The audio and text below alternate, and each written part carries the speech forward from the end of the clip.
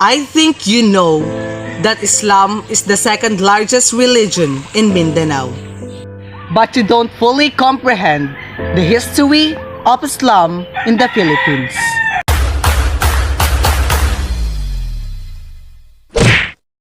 Alhamdulillah. This is the very accurate brief story.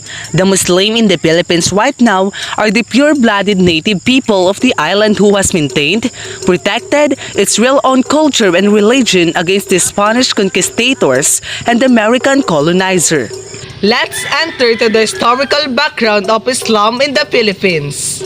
Islam was first brought over to the Philippines by Arab Muslim traders in the late 13th and early 14th centuries. The merchants came from the present-day Malaysia and Indonesia to the Sulu Islands and Mindanao in the Philippines.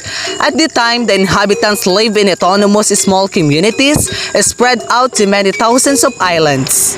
The Muslim settlers didn't just bring architecture, but also brought their culture, values, and systems. 50 years later, Islamic influence rapidly ascended northward, reaching as far Manila in the island of Luzon.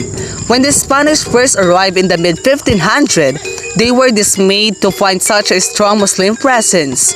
They had, after all, only recently expelled the Moors from Spain. After nearly 1800s, years of conflict, the Spanish nicknamed the Muslim inhabitant as the Moros, as the corruptions of the word Moors. The Spanish quickly converted much of the Philippines to Christianity using the sword quite liberally. Spain was struggling to push south as the Moros fiercely resisted the Spanish attempts to dominance over Sulu and Mindanao. According to John Ledy Pellon, were it not for Spanish colonizations of the Philippines for 333 years, the country would have been the Muslim state like its Southeast Asian neighbors. We already know the historical background of Islam in the Philippines. But the question is, what makes it controversial? The Moro conflict is multifaceted, highly complex matter emanating from centuries of profound societal fragmentations and divisions.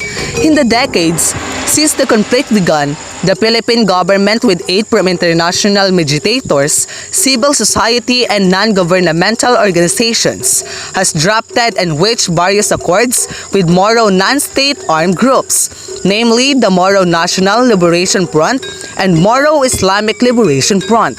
Negotiations, while broadly unsuccessful in achieving long-term peace, have at least been able to shape the insurgent groups' demands from any secessions to increase autonomy within the Philippine state.